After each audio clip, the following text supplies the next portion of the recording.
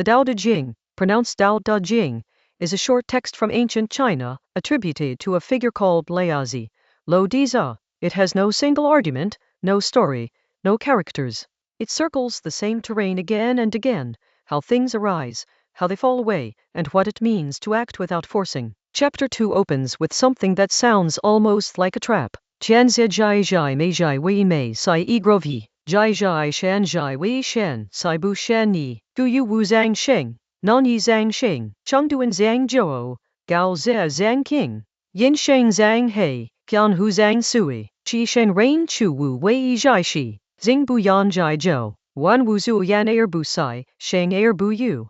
Wei air bu shi, gōng shèng air fu ju, fu wei fu ju shi buk. In English, when everyone under heaven recognizes beauty as beautiful, ugliness has already come into being. When everyone recognizes good as good, not good has already come into being. So being and non-being give rise to each other. Difficult and easy complete each other. Long and short define each other. High and low depend on each other. Tone and voice harmonize with each other. Before and after follow each other. Therefore the sage handles affairs without forcing, and teaches without words. The 10,000 things arise and he does not turn them away. He acts without possessing the result. He completes work without dwelling in it. Because he does not dwell in his accomplishments, they do not leave him. The chapter opens with a paradox about naming. When we collectively decide that something is beautiful, a face, a painting, a piece of music, we have also, in the same breath, decided that other things are not. The categories don't exist independently. They're made together, as a pair. Beauty and ugliness arise simultaneously,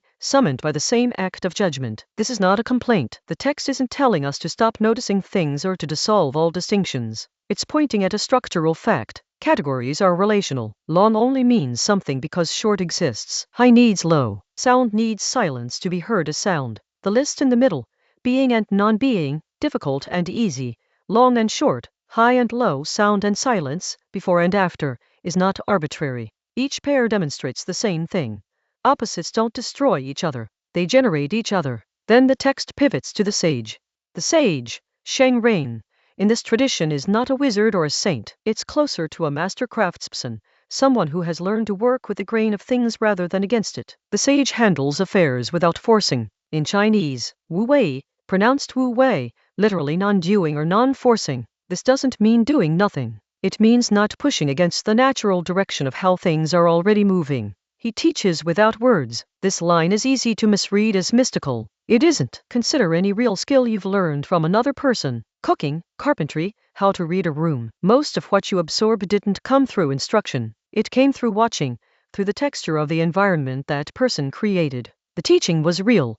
The words were incidental. Then, the 10,000 things arise, and he does not turn them away. He does not claim them. He acts, but does not lean on what he did. When the work is done, he does not plant a flag in it. And then the final line, which is the chapter's actual argument, because he does not dwell in his accomplishments, they do not leave him. This is counterintuitive. If you grip something too tightly, an achievement, an identity, a reputation you work to build, it starts to resist you. The act of anxious possession creates friction. What you hold tightly tends to slip or warp. What you hold lightly tends to remain. Think of something you've done that you're genuinely proud of. Now ask, do you return to it mentally? Do you make sure others know it happened? There's nothing shameful in that, but there's a distinction the text is pointing at, between doing something and needing the doing to define you going forward. The person who completed the work and moved on has a different relationship to it than the person who needs it to stay visible. The chapter doesn't say recognition is wrong or that accomplishment is an illusion. It's more precise than that.